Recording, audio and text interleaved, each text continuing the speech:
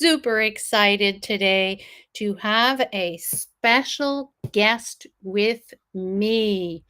And we have Michael coming up. Oh, I forgot to introduce myself. I'm Christine Bernat, stress management coach and magical energy releasing person. So let me just find the button. Here we go. Hi, Michael. It's so nice to see you this morning. Thank you for hopping on early in the morning for you, but Yeah. thank you. Yeah, I'm super excited to be here with you, Christine. Thank you for having me. Awesome. So you're a dad of three, and you help men and boys live lives of authentic power, connection, and healing. How beautiful! Yeah, that's definitely my life's mission, and really just like that's been about my journey. That's been what I've needed, and when I connected to what I needed, it helped me to really find my purpose and what I am here to do with other people as well. And I'm excited because I haven't talked about the topic yet. And our topic is men's role in ending abuse, how Yeah, dads can break that cycle.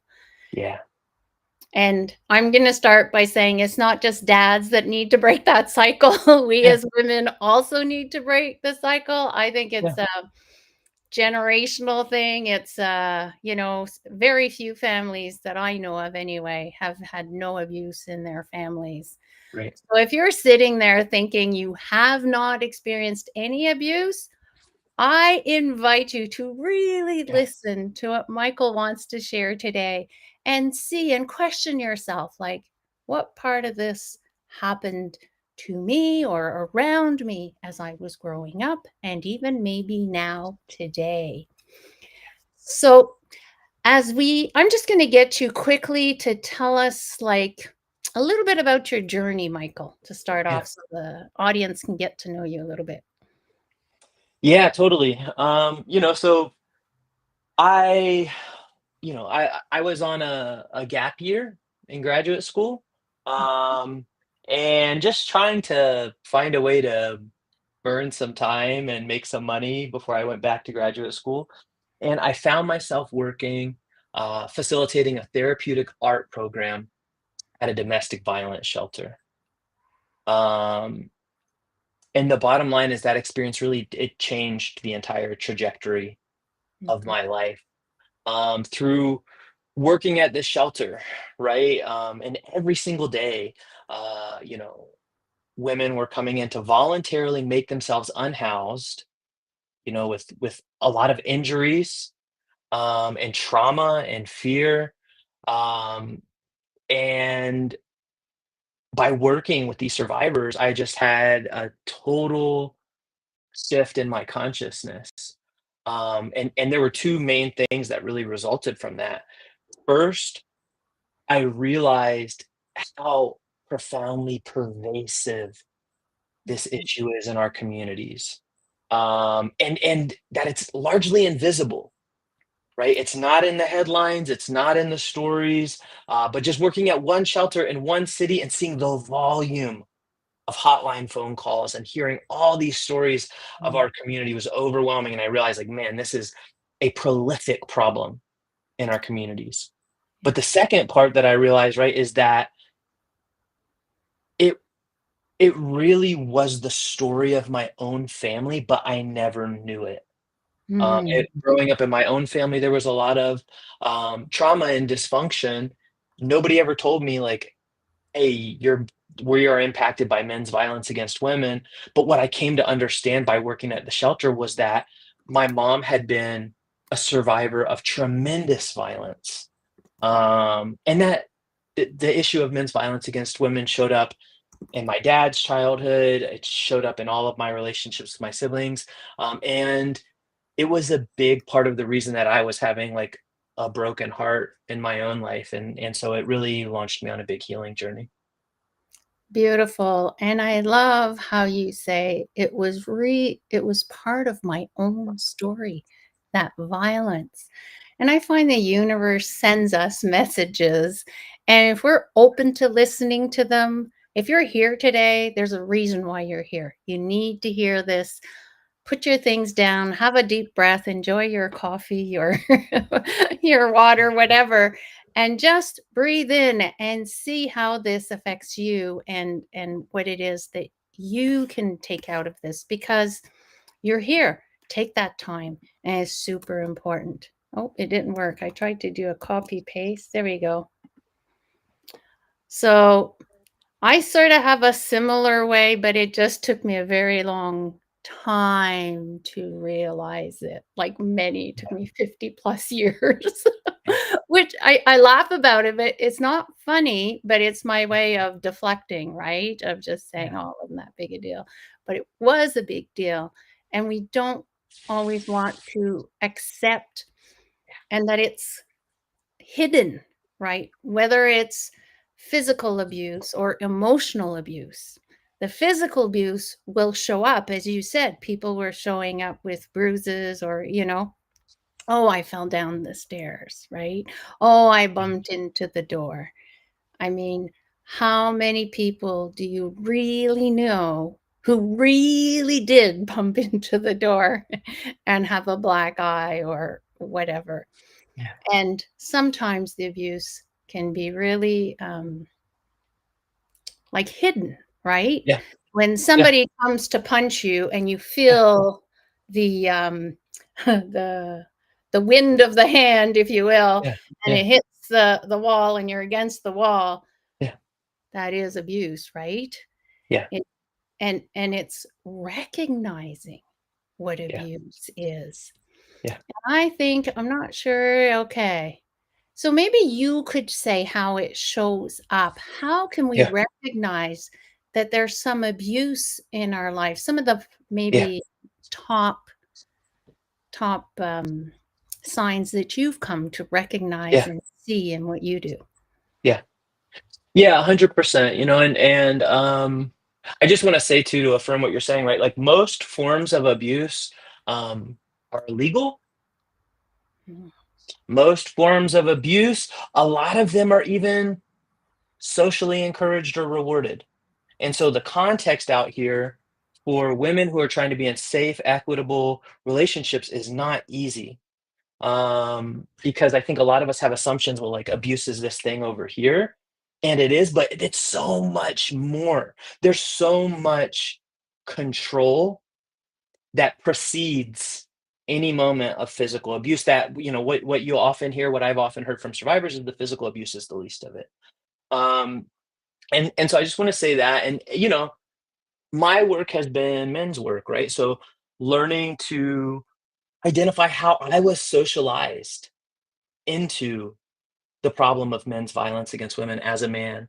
So much of my work has been helping other men who want to end generational cycles.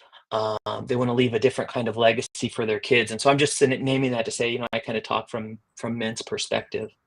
Um, but I think a few things that I would say are really big red flags. One of the biggest red flags that you can notice early on in relationships is jealousy. Mm, And yes.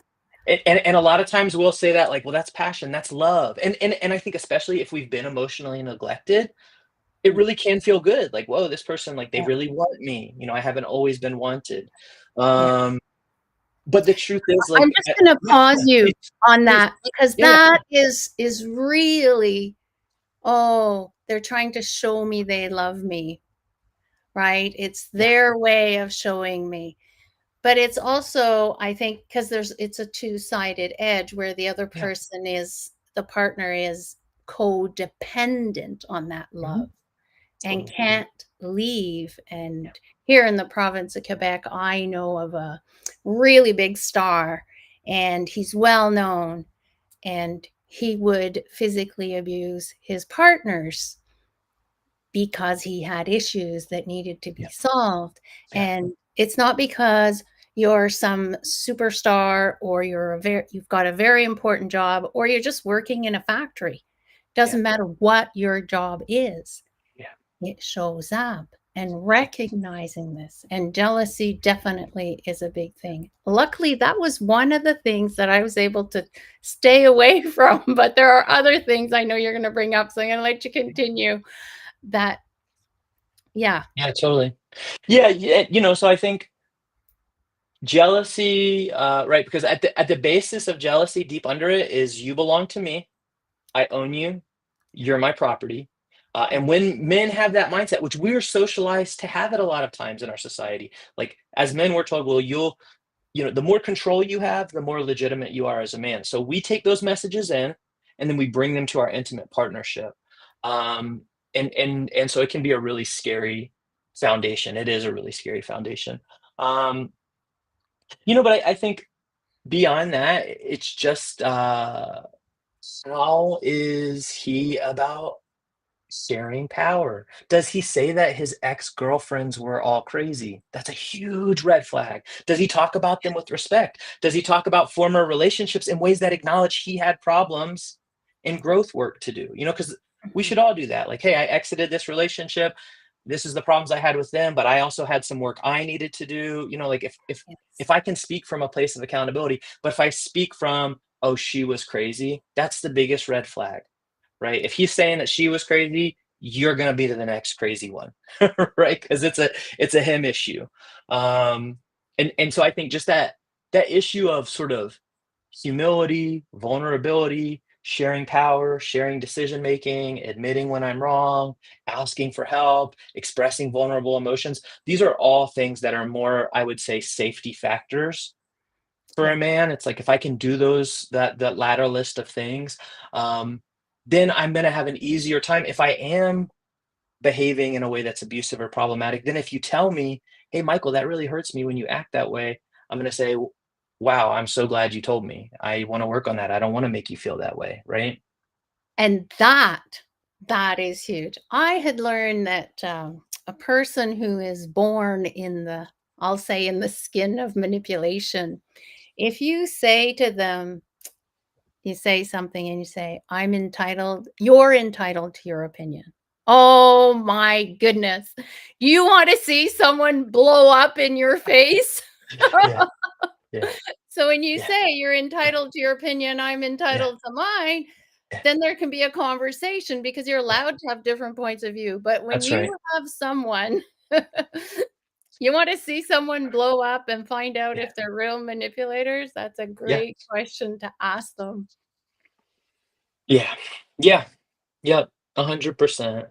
And I just think, like, we're known by our communities, we're known by our relationships, and I think men who haven't become willing to do the work to heal and be safe, Yeah. they're leaving behind a string of, like, broken relationships where they have to demonize all their exes, and it's really common, but it's a telltale red sign. If all of my exes were crazy, but for different reasons, that's not a coincidence. He hasn't become open or willing to look at his part in things, and if he's not doing that about those relationships, he's not gonna do it in this relationship. I agree. It's that blaming the other person, right? Whether you're blaming them for being crazy or you're blaming them for whatever it is, Yeah, it's that blame relationship with blame where you yeah, can't take responsibility for what you did. And yeah, therefore, it's always the other person's problem. It's the other person's problem you're lying. It's the other person's problem that things didn't work out. So that's another huge one. yeah, Okay. Well, those were really good. We'll have to have you back because we need to move on to the next step that we had here. So, yeah, how boys and men are socialized into silence and avoidance. And yeah, that is so, so true. So, yeah. I'd like you to talk more about that, Michael. Yeah, there's a couple of things, and this is really important to me. Like this to me gets at like the heart of some of our biggest problems in our society. So we're raising boys and men, um, first of all, to demonize femininity and the experiences of women. Like, what's the worst thing that little boys or men say to each other? They call each other gay, right? You're like, you're feminine, you're not a legitimate man. They use basically like misogynistic slurs and derogatory terms, and just any way that men can call another man feminine is like the ultimate thing, right? So that bespeaks a culture Mhm. that is training men that to be valuable and to be loved, which men need. You got to have that. You got to be valuable and you got to be loved by other people. But to have the love and acceptance of your community, you need to disidentify with femininity as much as possible. And in other words, like if that's all femininity, I'm the opposite, right? No homo, right? Men are competitively heterosexual. They're constantly demonstrating their manhood in all these kinds of ways. So I think that is step one. That's like the foundation of violence against women. Um, I think the other thing is because of all of this, we get into the habit as boys and men, and right, like I have a lot of compassion here because you kind of have to go along to spare yourself violence from other men. You'll get bullied, you'll get brutalized if you don't go along. And so we get into this habit of dissociating with other men. We Yeah. don't tell the truth. We Yeah. don't stand up for women. We Mm. don't follow our conscience. We Mm. don't live lives of integrity. Well, like, hey, better her than me, better him than me, right? And so we get into this habit where here's a phrase. It's crass, so forgive me. But it's very common, which is bros before hoes. Mm. Really Yeah. crass, really common. What does it mean? It Mhm. means there's a thin blue line of impunity that binds men's relationships together, which means I don't care how you're treating her. Not only am I not going to try to stop you, I'm oftentimes going to buy you a beer Yeah, because because you said that, yeah, because you you acted that push her way. into sleeping with you. You have this many women that you're running game on, right? As men, we live in a culture where we lift one another up and praise each other with rewards, with love, with money, with promotions about your ability to dominate and basically not care for the women in your life. And so the issue is like, even if there's just a small section of men that are being abusive, the Mm. larger climate that protects and creates men's violence against women depends on all the rest of us who are over here who are too uncomfortable to say something or to stand up for her or to challenge the men in our life about how they're relating to women. Yeah, imagine if as boys, starting today, there was this, "Hey, no, no, no, no, this does not fly here. This needs to you can't say that. You need to be educated, you need to learn, and what a difference this would make." And I understand that men learn this from their dads and sometimes from their moms. It depends, and the grandparents. And it's been this way forever. I still remember teaching where, we complained about this child at school and we were like, oh, and then one day we found out that dad would take the belt and strap his son. And this is only like 10, 15 years ago. Yeah. And I'm sure it still exists today somewhere. Somebody's listening and saying, "Yeah, I went through that." And they learn to be quiet Yeah. and to shut up and not Yeah. be themselves. So then when there are things happening, I had that student later on in my class, and he said to me, he says, "Miss Christine, my family is not me." I don't, we don't. And he was this really big guy. He had grown tall. And I found that kids who um, have been pushed around, bullied, end up growing a lot taller very quickly at the age of 10, 11, 12. They were taller than I was. Not very tall, but still, they were still taller than me physically. And I find it's kind of a way where, they're trying to protect themselves in the way they are physically because the other siblings don't have those characteristics. So I'm getting off a little bit, but there's something else that you said about, there's the person and then everybody around is, and it's that energy. Like we don't think of what's going on in terms of energy, but energy affects people a lot more in some cases than in others. And it's like our body keeps that score. And it's an energy that's been in us for a long time. And it's like, I've worked with people who had major anger issues, and it doesn't have to do with who they are. Well, it does have to do with who they are, but it has to do with the hurts they went through. Yeah. And it's a learned habit to be angry, or it's a Yeah. learned habit to hit someone, or it's a learned habit to bully others.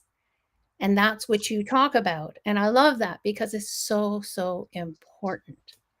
Yeah. So we could talk for hours just on that. But Yeah. I'm going to move on to what responsibilities fathers carry in Yeah. breaking that generational pattern.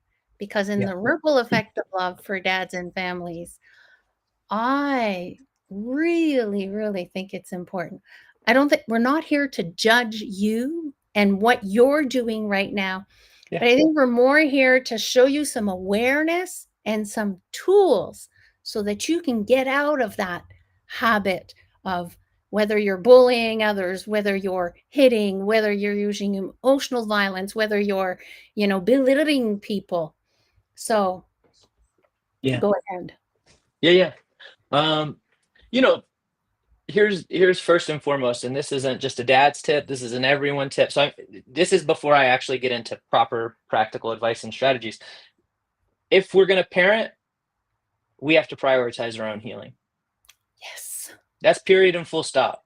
Not Yeah. going to do good parenting work Yeah. if that's not a priority of mine. So it's like, I've never been into therapy. Okay, well, I'm going to get into therapy, or I'm going to check out this healing modality over here. I'm going to get into group work in this context. Carl Jung said, if we don't make the unconscious conscious, it will direct our lives and we will call it fate. Right. And so, as dads and as parents, we got to take the pain, the trauma, the grief, the hurt. It doesn't, everybody has their own journey. It doesn't mean, I had an abusive childhood, but it just means I have stuff I need to make conscious. Right. So, that's step one. I have to prioritize that healing work. I think for me, the other components that are really critical, and it's not popular to say, sometimes in the United States or, modern Western society, I know men don't always want to hear it, but we've got to acknowledge that there is a context of misogyny and harm that Mm-hmm. we're raised in. Like, Yes. in other words, there's a problem.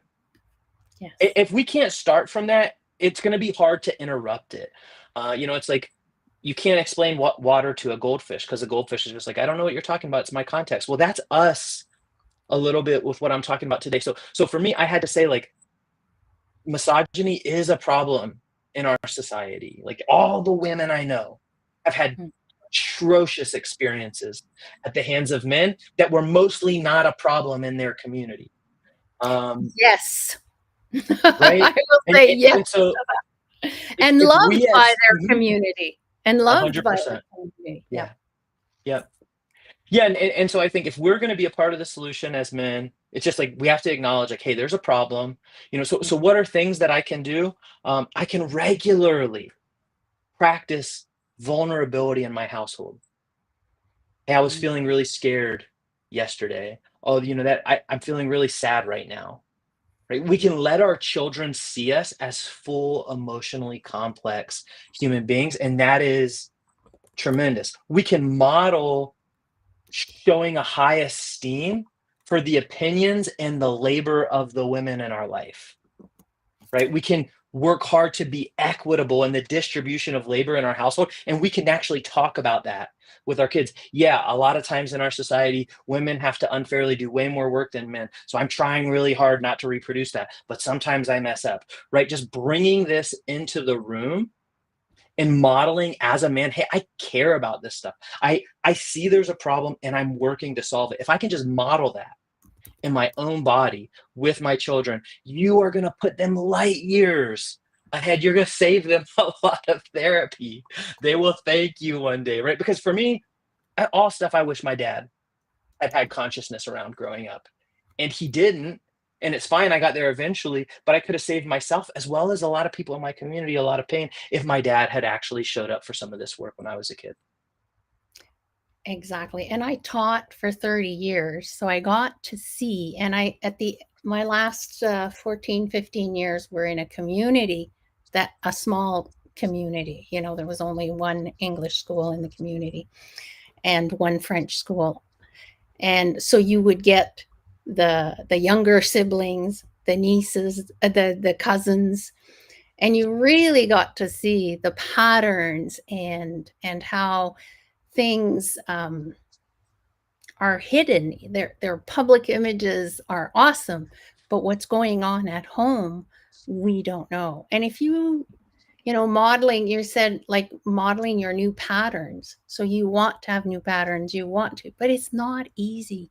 And it's so important to have so much compassion. And I've said this many times.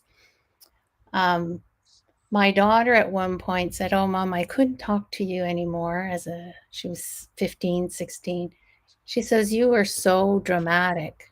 I was like, "Oh, I was living in total pain of, triggered over and over in a toxic relationship." So I asked my son a while later on, he's driving and I'm like, "Hon, do you find that I used to be dramatic?" He says, "Oh, Mom." He says, "You weren't dramatic." He says, "You were neurotic." I can laugh about it Uh, because I've always told my kids the one thing I want the most from them is them to be honest.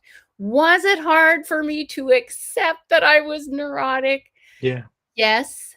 It took me another year or two for my brain to accept, to yeah, see which actions I did that were neurotic and what brought me there. And it was a whole digging in. Like, success is an inside job. And yeah, if you're looking inside, you can really see.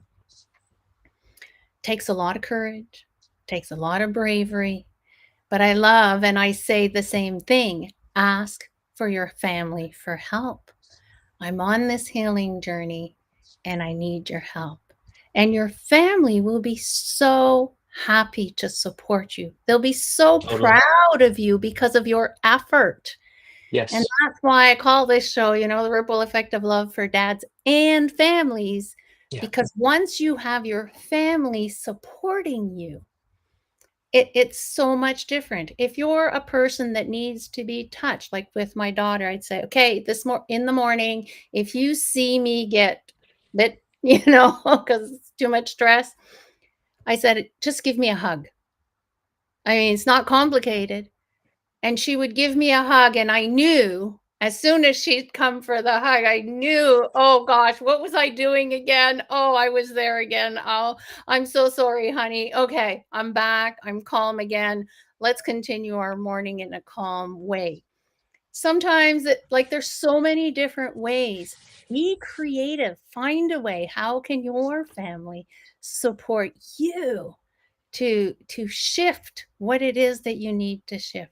And we need so much self-compassion in this journey, don't we, Michael? Yeah, 100%. It's a marathon, not a sprint. And I'll say, for myself and for any dads that are out there watching, one thing I always say is like the goal is not perfection. For me, perfectionism is an aspect of white supremacy. It is an aspect of violence. Like I'm Yeah, not perfect. And when I find myself thinking I'm supposed to be, that's always a good piece of medicine for me. So I'm like, oh, I yeah. don't have to be. I just get back up on the horse and I try again. Yes, because at least you're taking those steps. And it's taking many steps that bring us the giant step in the end. When you look back 6 months later, a year later, you're like, oh, wow, look at everything I've accomplished with my kids, with myself, my spouse, my partner. Yeah. Yes. So, how do we start healing from the emotional pain? Mm. Mm, yeah, it's a good question. I mean, I'll say this for men. So that's a lot of my work is working with men on the healing journey. And um, there's two parts for me of like the first step. It's like one, I have to reintegrate into these emotions, right? Yeah. Because this system trained me to dissociate from this feeling self.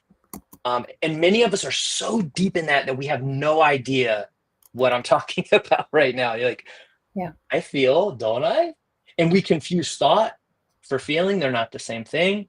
And so, big realm of work about just regular practice. What are the emotions in my body right now? How do I feel? I feel sad. I feel scared. I feel curious, right? Like learning that feeling of that energy in the body and connecting to it. And the second part I'll say there, it's like we have to have that to do anything, right? And so for a lot of men, that's overcoming how we were trained. But the second component for me is there's usually a good amount of grief work Yes. that's done there, right? Where because Yeah. we have a big backlog of pain and loss Yes. that we didn't make conscious because Hmm. we had to dissociate from it to get my dad's love, to get my mom's love. I had to never be sad. I had to never be scared. And so it turns out that most men, not all, but most of us, I think, are carrying this massive backlog of emotional pain that we have worked the hardest to ignore. And so once I can reconnect to my feelings, what I'm going to discover when I look in there is like, oh my gosh, there's an iceberg here of pain. Yeah. And, there are regular practices with the support of my community to begin to take that iceberg and through consciousness, through attention, through love, through compassion, right? It transforms. And I find myself being able to be more present for the people in my life. But to me, that's really like the beginning of this journey to heal. I love that because I'm all about emotions and emotion because your emotions, to survive, okay, the way my brain as a newborn and a little girl to survive, it was to disconnect. How did I Mm, learn that? My mom went through so much traumatic stuff as a little girl. I know that today, and she would disconnect. So I imitated her, and that's what we sometimes don't realize is yeah, children will imitate us. yeah, It's already 32 minutes, and I had said 30 minutes. Do you have another 3 minutes, Michael? yeah, yeah, yeah. You Go do? ahead. Yeah, Okay. So the brain goes into this survival mode. And that's what happens when you're triggered into anger, or you're triggered into hitting, or you're triggered into whatever your reaction is to put others down so that you feel better and you feel strong and powerful, right? You, um, in my opinion, you need to learn to self regulate first yeah, and foremost, yeah, because self regulation that calms the amygdala down. Like yeah, there's a lot of exercises in breathing, hiking, running, they're all excellent. But if you can also calm the amygdala down, which is that part of the brain that goes into survival mode, yeah, then, and I'm just going to lead everyone into this. This is a technique that I created for my survival and my clients' survival so that yeah, they could, with more ease, yeah, step out of the pattern they're in, their old habits, and step back into who they really are. So it's really simple. So you yeah, snap your fingers, you take a deep breath in, you tap on the sternum, relax the shoulders, and exhale as you zap that out. So that's why it's called snap, tap, zap. Would you like to try it, Michael, with us? sure, yeah, Okay, so let's snap. If you can't snap, you can clap. Breathe in, tap, hold the breath, relax the shoulders, and exhale that out. Notice your body. Can you feel it more? Can you sense where there are tensions? Are your toes all curled up? Are they nice and relaxed? And the more you do it, I have found I have had children in just 3 rounds of those 9 seconds it takes release the fear of water, the fear of darkness, because their survival mode was calmed down. And then they could be in the reality of, yeah, like, I'm in a kayak with my mom. I've got my vest on. I am safe. There's only 4 waters, 4 feet of water in this lake. I'm safe. But before, that child couldn't do it. Now, for adults, that's a whole new story because we have so much baggage. Sometimes in just a few rounds, you'll be able to release. But most of the time, you can at least feel the pressure go down. yeah. so that you can step into yourself. So I invite you to take action, and thank you so much, Michael, for being here. I'd love to have you on again. We'll talk after the show. For And sure.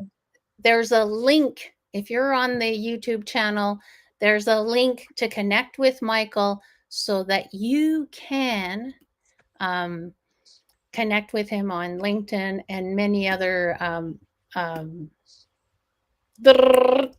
Platforms. platforms. Thank you. See, you understood my language. I I love did. it. So join in the conversation below and we'll reply to you. So, what cycle are you ready to break? Drop it in the comments, and you're not alone.